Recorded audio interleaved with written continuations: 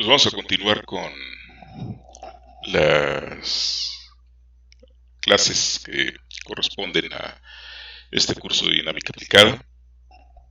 Y pues como habíamos quedado, vamos a revisar en esta ocasión la parte correspondiente a las coordenadas generalizadas. Bien, hemos revisado hasta este instante, en este momento, cómo hemos pasado de un cierto conjunto de coordenadas, en este caso coordenadas rectangulares, coordenadas polares, coordenadas cilíndricas, coordenadas esféricas, y ahora vamos a aprender a pasar de cada uno de esos sistemas coordenados a un conjunto de coordenadas que son coordenadas generalizadas, son llamadas coordenadas generalizadas. En vez de manejar los parámetros o las variables de alguna manera naturales en el sistema coordenado, como por ejemplo el caso polar que teníamos R y θ, ahora vamos a manejar las coordenadas 1 y Q2 en el caso en que estuviésemos trabajando con las coordenadas generalizadas. Esto es de alguna manera importante porque pues, nos permitirá generalizar algunos resultados y obtener algunos otros también de forma importante en la descripción de los sistemas mecánicos, ¿verdad? Ahora bien, fíjense, aquí tenemos una tablita. Esta tablita me permite identificar el sistema coordenado, rectangular, polar, cilíndrico, esférico, que son los que hemos trabajado. ¿Cuáles son las coordenadas naturales en cada uno de los sistemas? En el rectangular X, Y, Z, en el polar R y θ, en el cilíndrico R, θ y Z, y en el esférico R, θ y φ. Ahora bien, las coordenadas generalizadas que trabajaríamos, es decir, al ya no trabajar estas coordenadas propias, trabajaríamos las coordenadas generalizadas y simplemente las vamos a etiquetar como Q1, Q2 y Q3.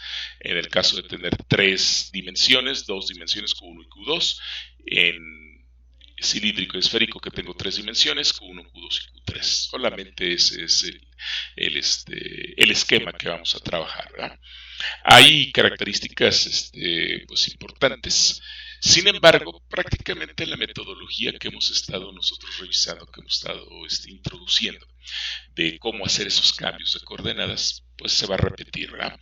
Va a tener algunos cambios, o hay que poner atención en algunos puntos, pero en esencia sí ya pudimos lograr hacer un cambio de coordenadas del sistema rectangular, vamos a pensar del sistema rectangular bidimensional X y Y, al sistema polar, pues entonces prácticamente la historia la vamos a poder realizar ahora de cualquier sistema bidimensional al sistema bidimensional generalizado. Entonces, en esencia, pues eso es lo que vamos a hacer. Ahora bien, lo que debe de cumplir fundamentalmente en primer lugar, sí, es que, por ejemplo, en el caso rectangular, la coordenada rectangular, en este caso la coordenada rectangular en la dimensión X, debe ser una función explícita de las coordenadas generalizadas, en este caso Q1, Q2 y Q3. Lo mismo la coordenada de la dimensión Y y lo mismo la coordenada de la dimensión Z. Las tres coordenadas rectangulares debieran de ser funciones explícitas de las coordenadas generalizadas Q1, Q2 y Q3, ¿verdad? Siendo así, entonces podemos construir el vector de posición, el radiovector que localiza al objeto en movimiento o al punto que estamos estudiando, punto en cuestión, y lo podemos escribir como la coordenada cartesiana X, que es función de las coordenadas generalizadas en la dirección Y, la coordenada cartesiana Y en términos de las coordenadas generalizadas en la dirección J, y la coordenada cartesiana en términos de las coordenadas generalizadas en la dirección K. Entonces este sería nuestro vector de posición. Ahora también debemos de recordar que el sistema cartesiano I, J y K, yo les platicaba la vez pasada que este sistema cartesiano, como es mi sistema base, es el sistema original, es el sistema a partir del cual puedo hacer la descripción de cualquier otro sistema generalizado, pues en principio pues es importante trabajar a partir de él para cualquier otro sistema coordenado, y en este caso el generalizado también. Correcto. Entonces, bajo estas condiciones, bueno, acuérdense que ya que tenía yo mi vector de posición en el sistema rectangular, pues a lo que yo iba después era calcular los vectores unitarios que me permitirían hacer la transformación y hacer el cambio de coordenadas de un sistema al otro. Ahora, aquí lo que tenemos que hacer es calcular, en este caso, los vectores base de las coordenadas generalizadas. Los vectores bases de las coordenadas generalizadas los vamos a denotar como los vectores B1, B2 y B3. A diferencia de los vectores que obtuvimos en el caso esférico y en el caso cilíndrico, a diferencia de esos vectores, esta base de vectores que nosotros vamos a obtener, B1, B2 y B3, que van a conformar la base de vectores, no van a ser unitarios. Es decir, acuérdense que lo que nosotros medíamos era el cambio del vector de posición en la dirección de la primera coordenada, el cambio del vector de posición en la dirección de la segunda coordenada y el cambio del vector de posición en la dirección de la tercera coordenada. Y ya que medíamos esos cambios, entonces normalizábamos esos cambios al dividir entre el valor absoluto de ese cambio del vector en la dirección de la coordenada en cuestión. Y ese cociente era como la construcción del vector unitario. Acuérdense cómo medimos y cómo construíamos un vector unitario. Entonces, aquí en este caso, estos vectores solamente estoy midiendo el cambio del vector de posición con respecto a la coordenada generalizada en cuestión. Y evidentemente no lo estoy normalizando al no estarlo dividiendo entre la magnitud de ese cambio. Por lo tanto, en mi vector B1 no es un vector unitario, es decir, no es un vector que no está normalizado, y solamente entonces lo puedo escribir como H1, que sería justamente la magnitud de ese vector, por un vector unitario A1 que tendríamos, ¿no? En el caso del vector en la dirección de la segunda coordenada generalizada, pues sería la magnitud de H2, que sería la magnitud de B2, por un vector unitario A2, y el vector B3 sería H3 por el vector unitario A3. Es decir, el cambio del vector de posición con respecto a cada una de las coordenadas generalizadas es lo que vamos a llamar B1, B2 y B3, y B1, B2 y B3 va a ser la base de vectores que yo ocuparé en las coordenadas generalizadas. Por lo tanto, H1, H2 y H3 es la magnitud del cambio que ya hemos definido, ¿no? Entonces simplemente va a ser el valor absoluto, la norma, la magnitud de el cambio del vector de posición con respecto a la coordenada generalizada en cuestión. Muy bien, entonces esta base de vectores, como ya lo comentamos, es una base de vectores que no está normalizada. Luego entonces esta base de vectores es una base de vectores que no es unitaria. Bien, entonces vamos a utilizar la base de vectores B1, B2 y B3 en vez de utilizar la base de vectores A1, A2 y A3. Es lo único que estamos diciendo, ¿verdad? Y entonces, de alguna manera, para algunos casos tendremos resultados más consistentes, para otros es mejor trabajar con los vectores unitarios A1, A2 y A3. Entonces, esta base de vectores entonces se especifica en función de las componentes cartesianas, ¿no? Y entonces podemos escribir que B1, ¿sí? Sería la parcial de R con respecto a Q1, sería la parcial de X con respecto a Q1 en la dirección Y, la parcial de Y con respecto a Q1 en la dirección J, más la parcial de Z con respecto a Q1 en la dirección K. Esto sería el vector B1. ¿Quién sería B2? La parcial de X con respecto a Q2 en la dirección Y, más la parcial de Y con respecto a Q2 en la dirección J, más la parcial de Z con respecto a Q2 en la dirección K. ¿Por qué? Porque X, Y y Z son funciones explícitas de las coordenadas generalizadas. Y desde luego, pues la magnitud magnitud de este vector que yo ya he obtenido, ya sea B1, B2 o B3, tendría que tener cada una de sus componentes, elevarlas al cuadrado, sumar cada una de esas componentes cuadradas y meterlas dentro de la raíz cuadrada, que es lo que estamos haciendo en esta expresión. Entonces, HI debiera ser la raíz cuadrada de la parcial de x respecto de qi al cuadrado más la parcial de y respecto de qi al cuadrado más la parcial de z respecto de qi al cuadrado. La suma de estos cuadrados dentro de la raíz cuadrada me da la magnitud que yo estaría buscando, ¿verdad? Es decir, la magnitud del cambio que estamos nosotros estableciendo. Vamos. Si el sistema a trabajar es un sistema de coordenado esférico, tendríamos, fíjense, lo siguiente. Aquí en esta tablita presentamos los resultados importantes. Aquí tenemos la base de vectores unitarios, así como su factor de normalización, en cada uno de los casos: rectangular, polar, cilíndrico o esférico. ¿Sí? En el caso esférico es el caso que queríamos revisar. Ustedes tendrán la oportunidad de revisarlo posteriormente. Las coordenadas bases que teníamos en el caso esférico, ¿cuáles eran? R, θ y φ. Una coordenada radial, dos coordenadas angulares, θ y φ. Ahora bien, ¿cuáles son mis coordenadas en mi base de vectores? Perdón, mi base de vectores generalizados sería B1, B2 y B3. Sí. ¿Cómo calculo B1? La parcial de X con respecto a Q1, la parcial de Y con respecto a Q1, la parcial de Z con respecto a Q1.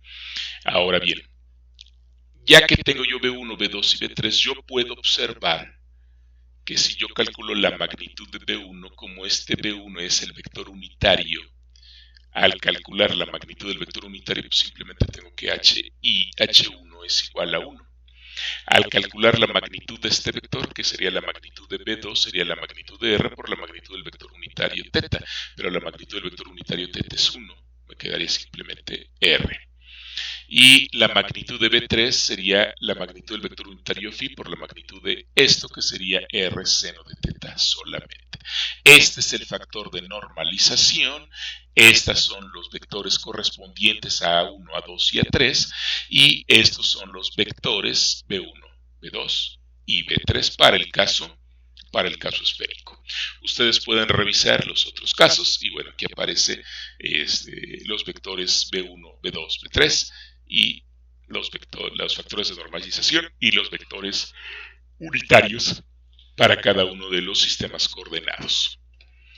Correcto, bien. Entonces el vector BI tiene el mismo sentido que el cambio del vector de posición, que se produce debido a un incremento infinitesimal en la coordenada QI, por lo que entonces podemos nosotros decir que el cambio que yo pueda tener en el vector de posición RI debe ser exactamente similar al cambio de la coordenada generalizada, y este cociente, esta derivada de R con respecto a Q, lo que me está midiendo es justamente el cambio que tiene el vector de posición en la dirección de la coordenada generalizada QI, que es justamente lo que estamos diciendo en el caso anterior. Entonces, los vectores BI, como ya dijimos, son vectores que no son unitarios. Pero también esta base de vectores tampoco cumple con la característica de que sean ortogonales, es decir, son una base no ortonormal.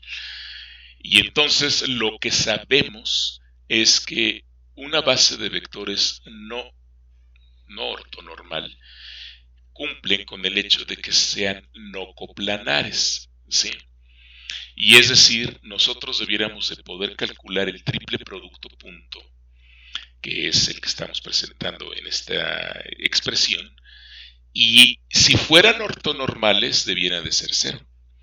Si no fueran ortonormales deberían de entonces ser distintos de 0. Entonces, lo que tendremos que hacer es calcular primero el producto cruz de los dos vectores B2 y B3. Sabemos que ese resultado nos da un vector que es de alguna manera ortogonal a B2 y B3. Y luego calcular el producto interno con B1 y que si el producto interno con B1 me diera que es igual a 0, entonces eso implicaría que esos dos vectores son ortogonales. Por lo tanto, entonces ese cálculo lo podemos hacer al calcular el determinante de esta matriz de 3×3, en donde tenemos al vector B1, el vector B2 y el vector B3. ¿Cómo calculamos el determinante? Pues evidentemente tenemos las técnicas para calcular el vector determinante. Nada más describo la primera entrada, me olvido de esta columna, me olvido de este renglón, entro con este factor y voy a multiplicar el determinante de orden inferior. El determinante de orden inferior tengo que hacer multiplicaciones cruzadas, este término por este término, que va a ir multiplicado por ese término, y luego le tengo que restar este término por este término, también multiplicado por este término. Entonces esa sería la primera entrada. Y así lo puedo ir desarrollando, luego cambio un signo y entro con este, me olvido de este y de este, tengo estas dos y así voy calculando el determinante de esta matriz para tener el cálculo del producto triple escalar. Muy bien, entonces el hacer ese cálculo me lleva, y además el hecho de que sea distinto de 0 me lleva a darle un nombre a este determinante, y este determinante recibe el nombre del jacobiano, y entendemos que este es el jacobiano de la transformación. Este jacobiano de la transformación puede quedar escrito de manera más compacta de esta manera, y entonces resulta que el hecho de que el jacobiano de la transformación sea distinto de 0 implica que es la condición necesaria y suficiente para que a partir de las ecuaciones que presentan la relación entre coordenadas generalizadas y cualquier otro sistema de coordenadas, entonces se puedan encontrar las coordenadas generalizadas. Vuelvo a repetir, ya sea cualquier sistema rectangular, esférico, cilíndrico, parabólico, elíptico, polar, el que ustedes quieran, si yo tengo que el jacobiano de la transformación es distinto de 0, ese jacobiano de la transformación me permitirá de alguna manera obtener el cambio de coordenadas y pasar del sistema coordenado que esté trabajando al sistema generalizado. En el caso del jacobiano que estamos presentando aquí es el caso de la transformación de coordenadas cartesianas a coordenadas generalizadas, ¿no? Entonces las coordenadas generalizadas Q1, Q2 y Q3 son coordenadas independientes. ¿Qué quiere decir que sean coordenadas independientes? Que solamente pueden ser derivadas respecto de sí mismas. No hay una derivada con respecto a la coordenada generalizada 2 o la coordenada generalizada 3 o la que sea, ¿no? Porque no vamos a tener solamente 3 coordenadas, podemos tener un sistema n-dimensional y vamos a poder tener n coordenadas generalizadas. Por lo tanto, solamente los cambios de Qs unos con respecto a Qs1 me va a dar 1, y los cambios que no sean con respecto a su coordenada generalizada o al número de la coordenada generalizada, evidentemente esos tendrían que ser 0, que es lo que estamos diciendo en esta expresión. Entonces, eso quiere decir que la parcial de QI con respecto a la parcial de QJ va a ser 0 si es distinto de J, y va a ser 1 si es igual a J. Y como las QI son funciones de las coordenadas cartesianas, o de las coordenadas polares, o de las coordenadas esféricas, o de las coordenadas sistema que ustedes quieran, en el caso de las coordenadas cartesianas, podríamos escribir que entonces la parcial de QI con respecto a la parcial de QJ, yo lo puedo escribir de la siguiente manera: la parcial de QI con respecto a la parcial de X por la parcial de X con respecto a la QJ, más la parcial de QI con respecto a Y por la parcial de Y con respecto a QJ, más la parcial de QI con respecto a Z por la parcial de Z con respecto a QJ. ¿Qué estamos aplicando aquí? Estamos aplicando la regla de la cadena. Evidentemente, estos términos en diagonal se eliminarían y me quedaría este. Y evidentemente, por el resultado que tenemos nosotros en esta expresión, pues evidentemente esto no queda de otra más que ser la delta de Kronecker. Cuando I sea igual a J, vamos a tener 1. Cuando I sea distinto de J, por este resultado vamos a tener 0. de donde se deduce que al trabajar con bases no ortonormales o no ortogonales, los vectores recíprocos pueden encontrarse. Y entonces podríamos encontrar el vector BI de la siguiente manera, ¿verdad? La parcial de QI con respecto a X, que fíjense que sería este término que aparece aquí, este término que aparece aquí, y este término es el que aparece aquí. Esta sería la BI y entonces van multiplicados por I, J y K, lo cual quiere decir que entonces este término aparentemente parece ser un producto interno, es decir, un producto punto. Ahora bien, si ya identificamos este término, entonces fíjense que yo también puedo identificar algo aquí interesante. Yo puedo factorizar la QI que está aquí, la puedo sacar y me quedaría este término que aparece solamente como la parcial respecto de X en la dirección Y, la parcial respecto de Y en la dirección J, la parcial respecto de Z en la dirección K. Y esto sabemos que es el operador direccional. Y entonces tendríamos justamente esto, ¿verdad? Esto no es otra cosa que el gradiente, por lo tanto BI yo lo puedo escribir como el gradiente de ¿quién? De la coordenada generalizada QI. B1 sería el gradiente de Q1, B2 sería el gradiente de Q2 y B3 sería el gradiente de Q3. Bn sería el gradiente de Qn si tengo n coordenadas generalizadas. ¿Sale? Bien, vamos a ver un ejemplo. Y entonces vamos a trabajar ahora con coordenadas parabólicas. Esta expresión que tenemos aquí es la regla de transformación de las coordenadas parabólicas y vamos a transformar de coordenadas parabólicas a coordenadas rectangulares o en su defecto de coordenadas rectangulares, conociendo las rectangulares x, y, z, puedo transformar a las parabólicas y, eta y phi.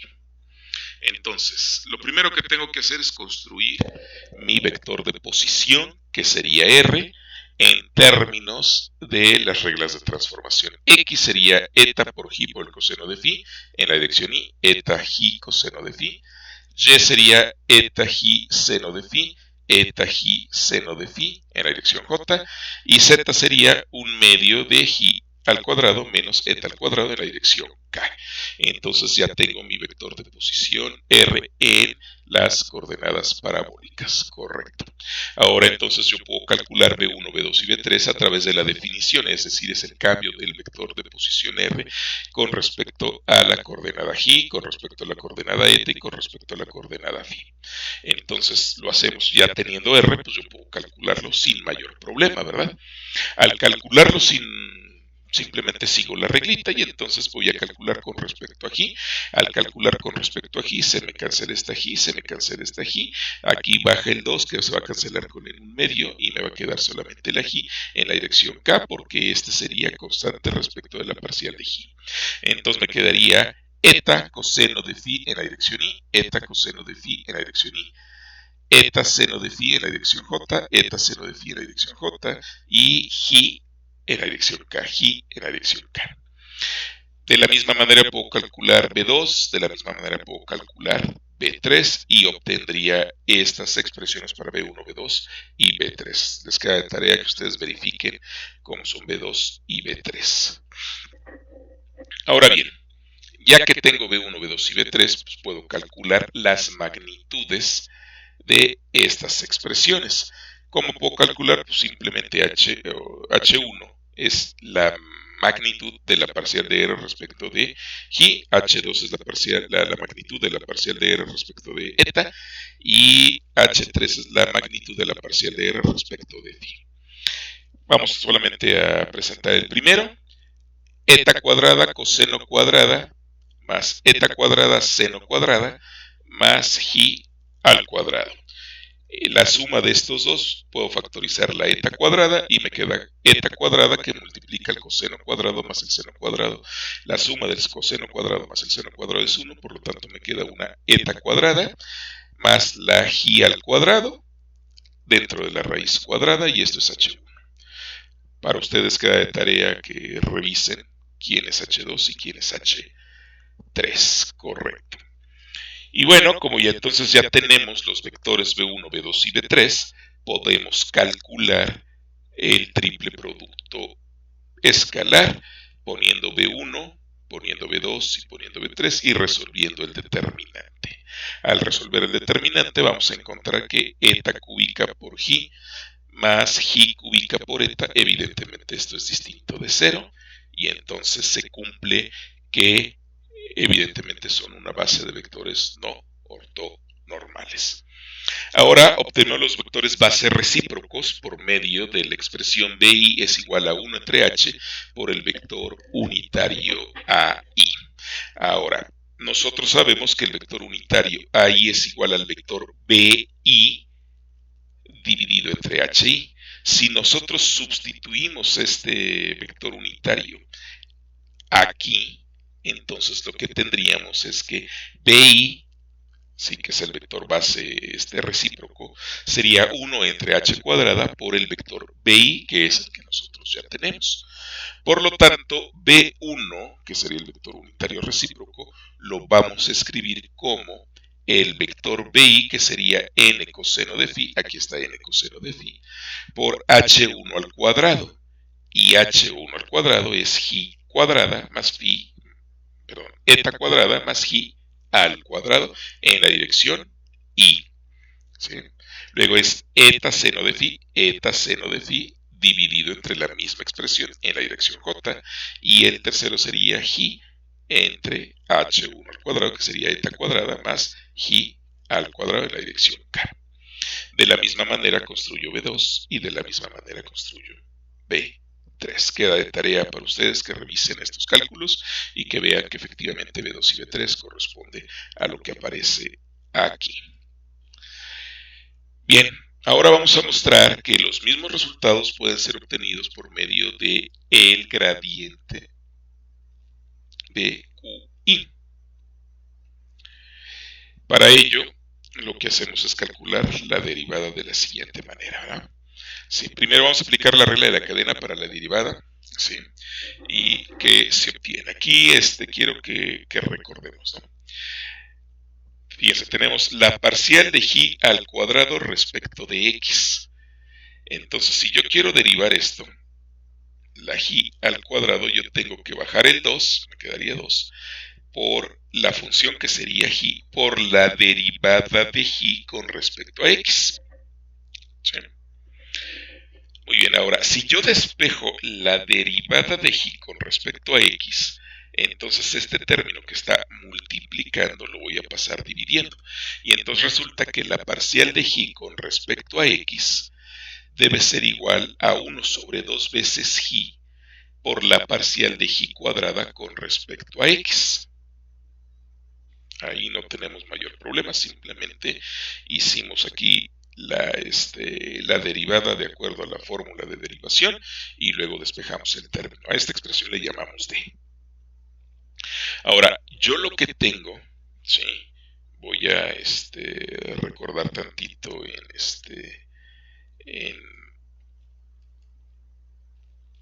en la regla de transformación. Les voy a aprender ahorita otra expresión para que vean la expresión que tenemos. Aquí yo tengo j cuadrada. J cuadrada es igual a la raíz cuadrada de x cuadrada más y cuadrada más z cuadrada más una z. Esta es mi j cuadrada. Y esta es la que voy a tener que derivar con respecto a x. Entonces, esta la obtenemos en la regla de transformación de coordenadas rectangulares a coordenadas parabólicas. ¿Estamos de acuerdo? Entonces, lo que vamos a hacer ahorita entonces es justamente obtener la derivada de esa j cuadrada. Y entonces, aquí está la expresión que teníamos de la regla de transformación, y entonces tenemos que derivar. Al derivar la j cuadrada respecto de x, pues todo esto simplemente se deriva con respecto a x, todo esto derivado con respecto a x, entonces este término es constante, me queda la derivada de esto es como si tuviera todo esto a la 1 medio, va a entrar 1 sobre 2 del argumento a la menos 1 medio, por eso me queda la raíz cuadrada abajo, y luego la derivada de lo que está dentro de la raíz cuadrada, z y y son constantes, me queda el 2 que va a cancelar el medio que tenía, y me va a quedar x, ¿verdad? Y entonces la derivada de y cuadradas en respecto de x me queda este término, pero este término debería de ir multiplicado a 1 menos 2 veces y. No lo perdamos de vista. Correcto. Entonces, también de la expresión de la regla de transformación, se las voy a volver a poner para que la veamos. Aquí yo tengo el término de y cuadrada, aquí tengo el término de eta cuadrada. Si yo sumo este término más este término, tendría yo y cuadrada más eta cuadrada, y aquí tengo un más z y aquí tengo un menos z que al sumarlos se me van a cancelar, y este término que aparece aquí y este término que aparece aquí se van a sumar, me quedaría 2 veces este término. ¿Estamos de acuerdo? Entonces, pues eso es lo que vamos a hacer. Entonces, al sumar me queda y cuadrada más eta cuadrada es igual a 2 veces la raíz cuadrada de x cuadrada más y cuadrada más z al cuadrado. Y entonces podemos escribir ahora sí ya el resultado. La derivada de y respecto de x es igual a x entre 2 veces y por la raíz cuadrada de x cuadrada más y cuadrada más z cuadrada. ¿Sí? Y ahora, ¿quién es x? Pues x es eta por y por el coseno de teta. Esto me lo da la regla de transformación. Lo vuelvo a poner. La regla de transformación x es eta por y por el coseno de phi.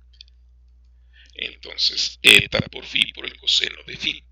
Dividido entre 2 veces y por la raíz cuadrada de x cuadrada más y cuadrada más z cuadrada, pero la raíz cuadrada de eso multiplicada por el 2 es y cuadrada más z cuadrada, por lo tanto esta y se queda ahí y este 2 por la raíz cuadrada se convierten en y cuadrada más eta al cuadrado. Esta y con esta y se cancela y me queda eta por el coseno de phi entre y cuadrada más eta cuadrada. ¿Estamos de acuerdo? Así que es el mismo resultado de la componente y para B1. Vamos a ver la componente BI para B1.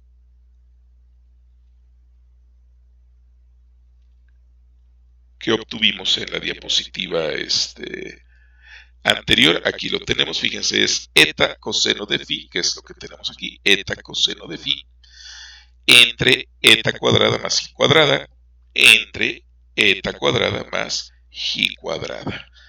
Quiere decir entonces que el resultado que estamos obteniendo es correctamente el mismo a través del cálculo del gradiente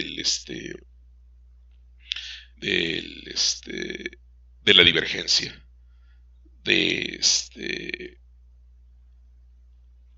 y. ¿Estamos de acuerdo?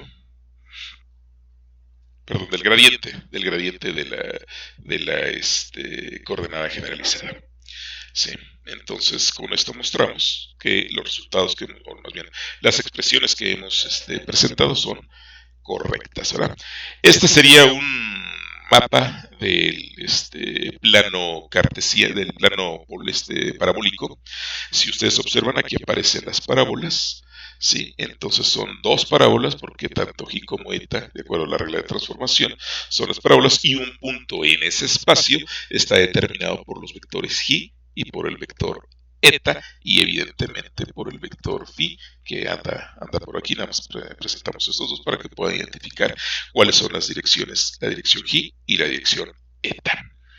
Con esto entonces podemos observar que las expresiones que tenemos pueden ser utilizables para cualquier sistema de coordenadas y trabajar con sistemas de coordenadas rectangulares a generalizadas, parabólicas a generalizadas, polares a generalizadas, cualquier sistema de coordenadas el que ustedes quieran, al sistema de coordenadas generalizadas.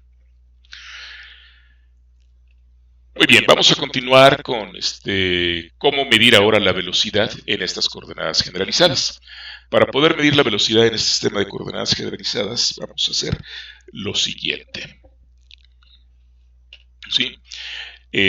Tenemos la velocidad de una partícula, ya vimos que la velocidad de la partícula pues la tenemos que calcular al calcular la derivada del vector de posición con respecto al tiempo. Pero entonces ahora lo que queremos hacer es ocupar los vectores bases de coordenadas generalizadas, tanto los vectores bases normales como los vectores bases recíprocos. Entonces, bien, podemos escribir que nuestra velocidad va a ser una suma desde que y es igual a 1 hasta 3 de la velocidad por el producto interno del vector base recíproco. Sí, esto es lo que vamos a tener. Aquí vamos a tener un producto punto y luego lo que resulte lo vamos a multiplicar por el vector BI. Y entonces también podemos escribir que este producto punto que tenemos aquí es igual a una velocidad que llamamos velocidad estrella. Por otro lado, también podemos escribir la velocidad como la suma del vector velocidad, pero ahora intercambiamos los vectores y entonces vamos a calcular el producto punto con los vectores bases. Y una vez que hayamos tenido el producto punto de la velocidad con el vector base, vamos a multiplicar por los vectores base recíprocos. Y entonces lo que vamos a obtener va a ser una velocidad que no llamamos estrella, multiplicada por los vectores bases. Entonces, esto es lo que tenemos, ¿verdad? Entonces, a la velocidad estrella, que es el producto punto, el producto interno de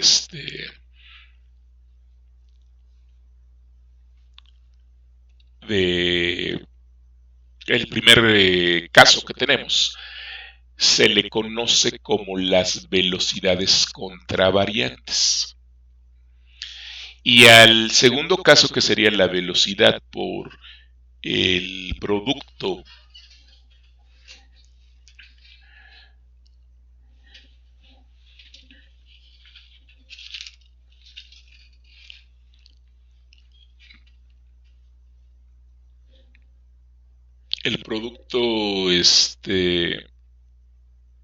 de los vectores bases, se le llama la velocidad covariante. Entonces quiere decir que este término es el término de la componente contravariante y este término es el término de la componente covariante. ¿De quién? De la velocidad. ¿Sí? Así es como se van a conocer. Correcto. Entonces vamos a obtener la siguiente expresión. Fíjense. Tenemos que PI, que sería la velocidad covariante, la podemos entonces escribir como X punto, que sería el término de velocidad, sería la derivada de X con respecto al tiempo, ese es el término de la velocidad, por la parcial de X con respecto a la coordenada generalizada QI. ¿Sí? Aquí lo que estaríamos diciendo es que este término corresponde entonces a la BI. Y sería la componente de la velocidad de la dirección J y sería la parcial de Y con respecto a QI, que sería entonces el término BI, más Z punto, que sería el término correspondiente de la dirección K de la velocidad de la derivada de la posición con respecto al tiempo, por la parcial de Z con respecto a QI, que sería la tercera componente o el tercer vector base que hemos construido. Entonces, sería los términos de la velocidad covariante. Muy bien, entonces conocer la forma funcional de las coordenadas rectangulares en relación con las coordenadas generalizadas es posible expresar la manera sencilla de las componentes de la velocidad. Por eso podemos calcular las x puntos, y puntos y z puntos, ¿no? Y ahora, en función de las coordenadas generalizadas, sus derivadas con respecto al tiempo. Por lo tanto, tenemos lo siguiente, fíjense. Aquí otra vez tenemos que x punto es igual a una suma de la parcial de x con respecto a qi por la parcial de q con respecto al tiempo. ¿Sí? Esto es lo que es q punto, la parcial de q con respecto al tiempo. Estamos aplicando otra vez la regla de la cadena. Yo quiero calcular x punto y entonces voy a decir la parcial de x con respecto a qi o a Q1 por la parcial de Q1 con respecto al tiempo, que es Q1 punto. Luego, más la parcial de X con respecto a Q2 por la parcial de Q2 con respecto al tiempo, que sería Q2 punto. Más la parcial de X con respecto a Q3 por la parcial de Q3 con respecto al tiempo, que sería Q3 punto. Esto es lo que tenemos en esta expresión. Y lo mismo tendríamos para Y y lo mismo tendríamos para Z. Esta sería la manera que nosotros tendríamos que escribir cuánto vale Q punto, Y punto y Z punto en esta expresión. Correcto.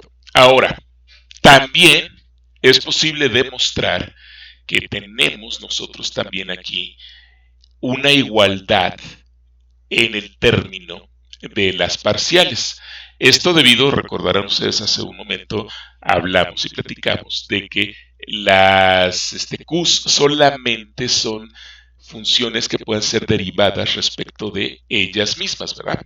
Y además dijimos que las X, las Y y las Z son funciones explícitas de cada una de ¿cómo se llama? De las coordenadas generalizadas.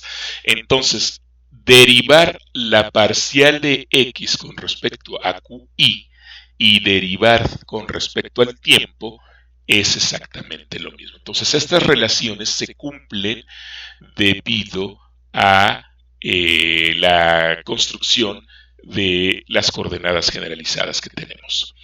Entonces, este resultado también lo podemos sustituir en la expresión anterior y entonces escribiríamos de la siguiente manera. Acuérdense, voy a ponerles la expresión que teníamos para que no se pierdan. Sí, se las pongo aquí.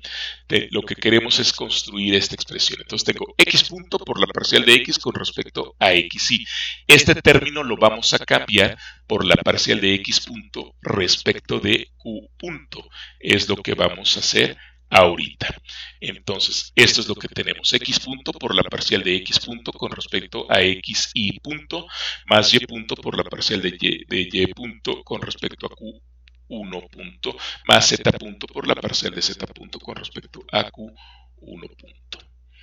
Ahora, este término que aparece aquí, pues también lo puedo agrupar. Entonces yo puedo decir que es como si yo tuviera la derivada de x punto al cuadrado, pero además dividido sobre un medio, para que al bajar el cuadrado se cancele el un medio, me quede este término y luego me quede la parcial de x punto con respecto a q.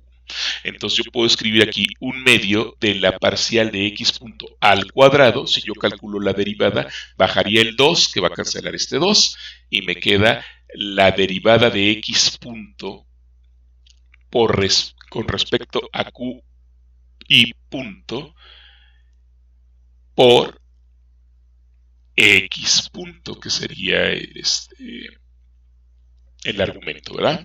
Entonces, retomaría esta expresión que yo tengo aquí, ¿no? Entonces, vuelvo a repetir, ¿no? Yo voy a derivar esta cosa que tengo aquí bajo el exponente y entonces me quedaría aquí un 2 entre 2 que se va a cancelar, me queda un 1 y luego me quedaría x punto y luego por la derivada del argumento que sería la parcial de x punto con respecto a q punto. Y así lo voy haciendo en cada uno de los términos. Entonces, esta BI la puedo escribir con ayuda de estas expresiones. La puedo escribir de esa forma. Y entonces, ¿qué es lo que tenemos? Pues nos acordamos que la velocidad al cuadrado, pues la escribimos como x punto al cuadrado más y punto al cuadrado más z punto al cuadrado.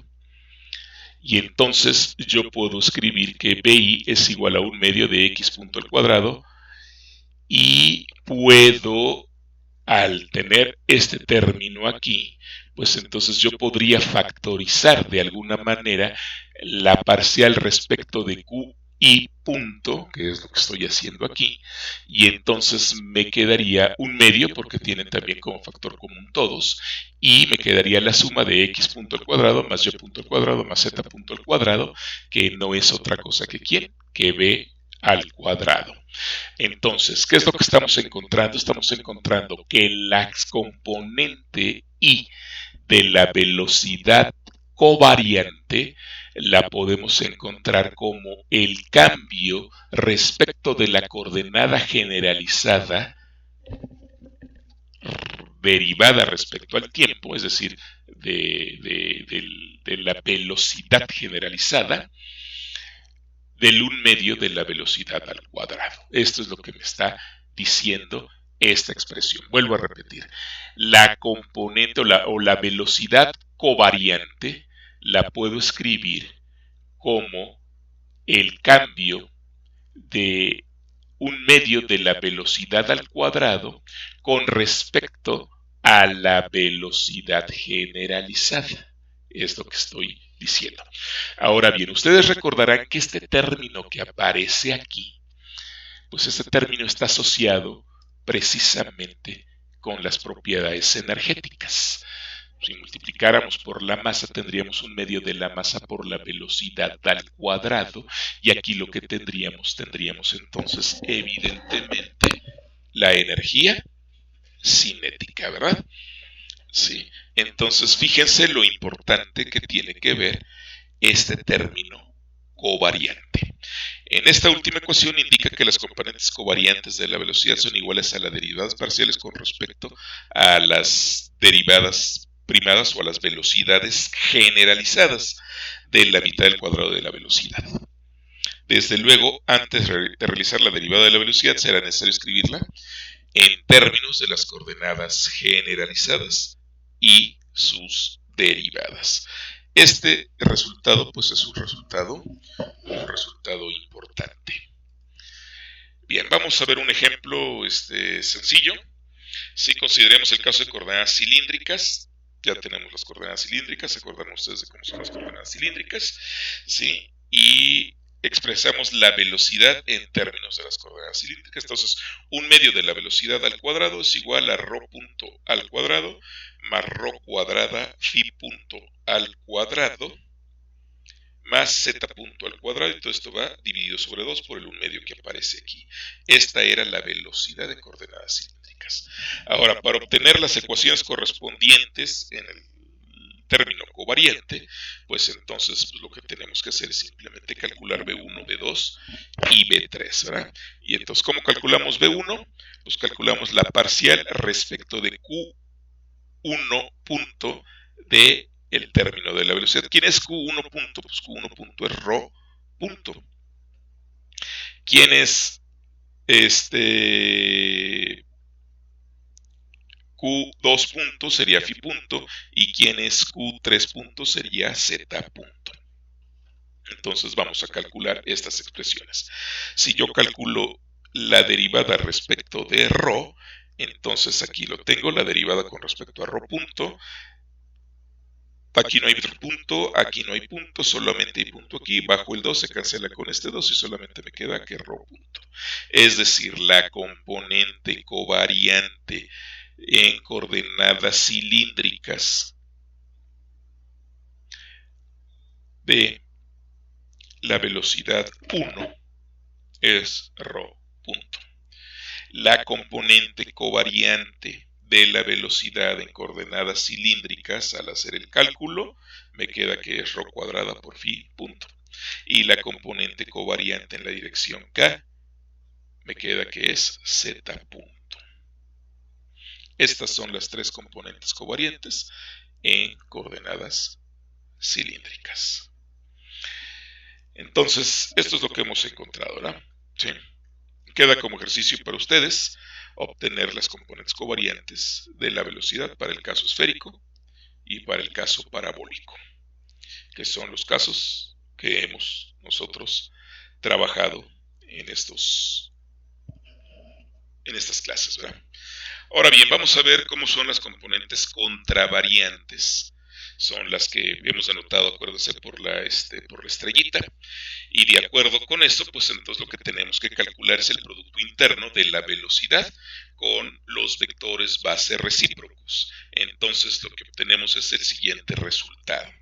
Tenemos que la componente contravariante, que es el producto interno de la velocidad con los vectores base recíprocos, sería entonces x punto, que corresponde a la componente de la velocidad, por la parcial de qi con respecto a x, más la parcial de qi con respecto a y por y punto, más la parcial de qi con respecto a z por z punto. Y esta sería la componente punto de la coordenada q, que es la velocidad contravariante. Entonces, las componentes contravariantes son llamadas también componentes generalizadas de la velocidad. Por eso es que escribimos q punto i, porque son las componentes contravariantes, son los equivalentes de las componentes generalizadas de la velocidad. Ahora, en contraposición a lo anterior, llamamos cantidades de movimiento generalizadas de la partícula a los productos de las componentes covariantes de la velocidad multiplicadas por la masa de la partícula, es decir, Pi, que sería la cantidad de movimiento o el momento lineal, ¿sí? Entonces se puede expresar de la siguiente manera la aceleración. Entonces, la aceleración la podemos escribir como la aceleración en el producto interno de la componente de los vectores bases y el resultado de ese producto interno multiplicado por los vectores recíprocos. O, en su defecto, lo que tendríamos es que tendríamos una aceleración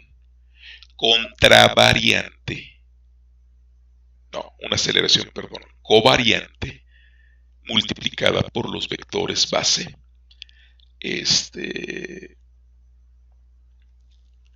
recíprocos, ¿no? Entonces, el producto interno indicado en la expresión anterior se puede reescribir de la siguiente manera. Esto va a ser un cálculo bastante interesante, fíjense. Tenemos entonces que AI es igual a A por BI. Los vectores BI son las parcial de X respecto de QI, parcial de Y respecto de QI, parcial de Z respecto de QI, y J y K, y las aceleraciones son X 2 puntos, Y 2 puntos, Z 2 puntos. Entonces, ¿qué es lo que tenemos? Que podemos cambiar este término, acuérdense, lo podemos cambiar por la parcial de Q punto respecto de X punto respecto de Q punto. Ahora tenemos X 2 puntos por la parcial de X respecto de Q punto. Y entonces podemos escribir esto como la derivada total de X punto por la parcial de X respecto de Q. Este término, lo único que hicimos aquí fue transformar esta x2 punto. Aquí tenemos la derivada de x punto, pues obviamente respecto al tiempo, la derivada de x punto respecto al tiempo me va a dar x2 puntos. ¿Sí? No estamos haciendo otra cosa. Entonces, fíjense lo que tenemos ahora bien. ¿Sí? Si queremos meter la parcial de x respecto de la velocidad generalizada, la derivada temporal debemos tomar en cuenta lo siguiente. Si yo quiero meterla dentro de la derivada total, yo debería de tener que la derivada total respecto al tiempo de x punto por la parcial de x con respecto a q, esto tendría yo que calcular la derivada de este término por este término, más este término por la derivada de este término, que es lo que desarrollamos aquí. Sería entonces este término, la derivada de x punto con respecto al tiempo, multiplicado por ese término. Luego más este término que ya se quedó ahí, este término que se queda ahí, por la derivada total de la parcial de x con respecto a qi, Hasta ahí estamos de acuerdo, ¿sí? Muy bien. Entonces, pero el término que yo estoy buscando es justamente este término, porque este término, fíjense que aquí me aparecería el x2 puntos. Entonces tengo que despejar de aquí este término. Al despejar este término, me quedaría la derivada con respecto al tiempo, la derivada total de x punto por la parcial de x con respecto a x, menos x punto por la derivada total de la parcial de x con respecto a qi. ¿Sí? Que sería esto que tengo aquí. Simplemente estoy despejando este término, lo estoy pasando acá con signo negativo, que sería x punto por la derivada con respecto al tiempo de la parcial de x con respecto a q, ¿sí? Y aquí lo estoy metiendo dentro de este, porque este término lo puedo meter acá. Y entonces me quedaría este x2 punto, que es este término que aparece aquí por la parcial de x respecto de q, es igual a este término, que es la derivada con respecto al tiempo de x punto por la parcial de x respecto de q, menos x punto, aquí me faltó esta derivada total, aquí me hace falta la derivada total, pero aquí se la pondrán ustedes, ¿no? Y como sabemos que se cumple que la parcial de x respecto de qi es igual a la parcial de x punto respecto de q1, se obtiene entonces, es decir, voy a transformar este término y voy a ponerlo en términos de las derivadas puntuadas, con punto. Parcial de x respecto de qi lo voy a escribir como la parcial de x punto respecto de qi punto. Entonces este término queda igual, x2 punto por la parcial de x respecto de qi, ahí queda igual, la derivada con respecto al tiempo, la derivada total, y me va a quedar x punto por la parcial de x punto menos la parcial de x, perdón, con respecto a la parcial de x punto y, haciendo uso de esto. Aquí me sigue faltando la derivada con respecto al tiempo. ¿Sale? Muy bien, entonces, este término que yo tengo aquí es este término que está aquí. Este término que aparece aquí, yo ya lo puedo incluir, esta x punto se la puedo incluir aquí para que me quede x punto al cuadrado y pueda yo calcular la derivada de 1/2 de x punto al cuadrado. ¿Sí? Y lo mismo puedo hacer aquí.